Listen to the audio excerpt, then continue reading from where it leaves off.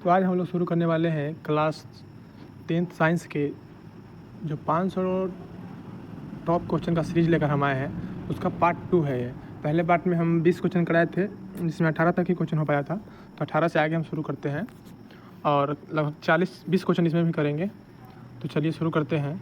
इसमें 19 number question है, सिरका में कौन सा अम्ल पाया जाता है? तो राइट ऑप्शन सी हो जाएगा, ऑप्शन सी मिथेन एसिटिक अम्ल, इसको कहते हैं इथेनोइक अम्ल भी कहते हैं। अगला क्वेश्चन है, वायल ऑफ विट्रियोल किसे कहा जाता है? तो ए कहा जाता है H2SO4 को। राइट ऑप्शन सी बिल्कुल सही हो जाएगा। 21 नंबर क्वेश्चन देखते हैं, धोने वाले सोडा का रासायनिक सूत्र क्या है? तो धोवन सोडा का रासायनिक सूत्र होता है Na2CO3 इंटू 10H2O। तो ऑप्शन देखिए किस में है, ऑप्शन बी में, यहाँ पे B option Na2CO3 into 10H2O। और वही पहला देखिएगा तो ये खाने वाला सोडा NaHCO3, इसको बोलते हैं खाने का सोडा, और नीचे है जो धोने का soda, washing soda. 22 number question है, कार्बन की संयोजकता कितनी होती है? तो कार्बन की संयोजकता ऑप्शन सी 4। राइट आंसर क्या हो जाएगा? 4। 23 नंबर क्वेश्चन देखिए, मनुष्य के हृदय में कितने कोष्ठ होते हैं? तो ये तो सबको पता होना चाहिए कि मनुष्य के हृदय में कितना कोष्ठ होता है, तो 4 कोष्ठ, ऑप्शन सी बिल्कुल सही हो जाएगा। अगला क्वेश्चन, इंसुलिन हार्मोन की कमी से कौन सा रोग होता है?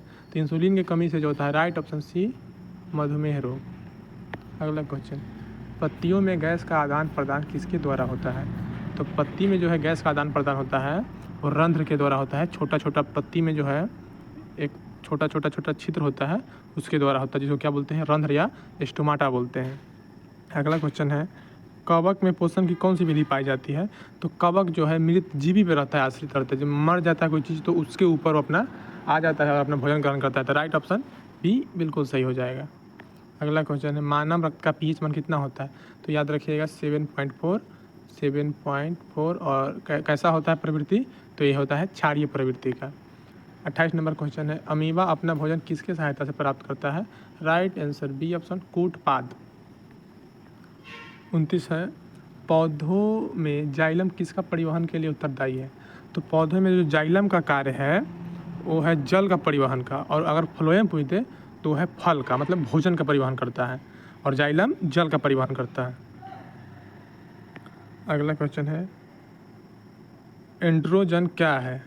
एंड्रोजन है नर लिंग हार्मोन, मतलब कि नर लिंग हार्मोन है। अगर वही एस्ट्रोजन रहता तो मानव लिंग हार्मोन, मादा लिंग हार्मोन हो जाता। चलिए अगला क्वेश्चन है, उत्तल लेंस की क्षमता क्या होती है? तो उत्तल लेंस की जो क्षमता होती है वो होती है धनात्मक, और अवतल लेंस की क्षमता पूछे तो होगा ऋणात्मक। अगला क्वेश्चन, किस रंग का तरंग दैर्ध्य सबसे अधिक होता है? तो राइट ऑप्शन सी हो जाएगा, लाल रंग का तरंग दैर्ध्य सबसे अधिक होता है। और देखिएगा कि ट्रेन में सिग्नल के रूप में लाल रंग का प्रयोग किया जाता है रोकने के लिए, क्या कि खतरा का निशान के लिए लाल रंग का प्रयोग किया जाता है, और इसका तरंग दैर्ध्य अधिक होने के कारण ये दूर से ही दिखाई दे देता है। तो राइट ऑप्शन क्या हो जाएगा? ऑप्शन सी लाल। 33 नंबर क्वेश्चन है, दाढ़ी बनाने के लिए किस दर्पण का उपयोग किया जाता है? तो बहुत बार एग्जाम में पूछा हुआ है, तो अवतल दर्पण, ऑप्शन सी बिल्कुल राइट हो जाएगा। विद्युत धारा उत्पन्न करने वाली युक्ति को क्या कहते हैं? तो विद्युत धारा उत्पन्न करने वाली युक्ति को कहते हैं जनरेटर। या ऐसे भी क्वेश्चन पूछ सकता है कि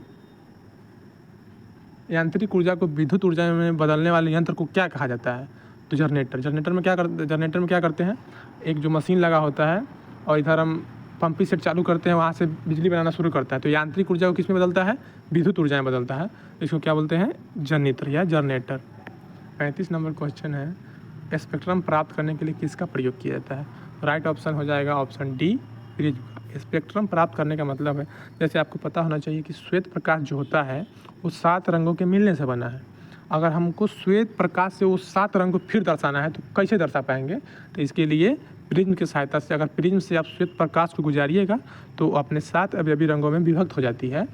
ठीक है, तो इसी को जो लाइन प्राप्त होता है उसको स्पेक्ट्रम कहते हैं। अलग अलग जो कलर 7 रंग का, उसको स्पेक्ट्रम कहते हैं। तो इसके लिए क्या ज़रूरत है? प्रिज्म का ज़रूरत है। 36 नंबर क्वेश्चन है, स्वस्थ मानव नेत्र के लिए स्पष्ट दृष्टि की न्यूनतम दूरी कितनी होनी चाहिए? जो कितनी होती है? तो 25 सेंटीमीटर। याद रखिए, मीटर मत लगा दीजिए, 25 सेंटीमीटर। प्रतिरोध का ऐसे ही मात्रक, सबको पता होना चाहिए कि प्रतिरोध का ऐसे ही मात्रक ऑप्शन सी बिल्कुल सही हो जाएगा, ओम। और विद्युत धारा का पूछा तो एम्पीयर, ये सब याद रखिएगा। अगला क्वेश्चन है, विभवांतर मापने वाले यंत्र को क्या कहा जाता है? तो विभवांतर मापने वाले यंत्र को कहते हैं वोल्ट मीटर। बिल्कुल राइट। अगला है फ्यूज तार की क्या विशेषता है। तो फ्यूज तार की जो विशेषता है, इसका उच्च प्रतिरोध होता है और गलनांक कम होता है। फ्यूज तार किस लिए लगाया जाता है? लघु पतन या कोई हानि ना हो इससे बचने के लिए। तो देखिएगा फ्यूज तार बहुत पतला तार होता है, वायरिंग जो घर में होता है उसमें कहीं एक जगह लगा होगा, ये बहुत पतला तार होता है, अगर ज़्यादा लोड आएगा तो वो क्या होता है, उड़ जाता है। तो इसका कम गलनांक होने के कारण ही उड़ जाता है या जल जाता है। लास्ट क्वेश्चन है, सौर सेल में किसका उपयोग किया जाता है। तो सौर सेल में सबको पता होना चाहिए, ऑप्शन बी सिलिकॉन। सिलिकॉन का उपयोग होता है सौर सेल में। तो आज के लिए इतना ही। फिर 1-2 दिन के बाद हम नए वीडियो लाएंगे जिसमें 40 से लेकर 60 के बीच में क्वेश्चन कराएंगे और इसी प्रकार से हम 500 क्वेश्चन का सीरीज करवाएंगे और आपको हम 100 नहीं जितना कहिए आप उतना गारंटी देते हैं। इससे बाहर बिहार बोर्ड में साइंस में एक क्वेश्चन इससे बाहर नहीं आएगा तो नहीं आएगा, ये मेरा गारंटी है। धन्यवाद।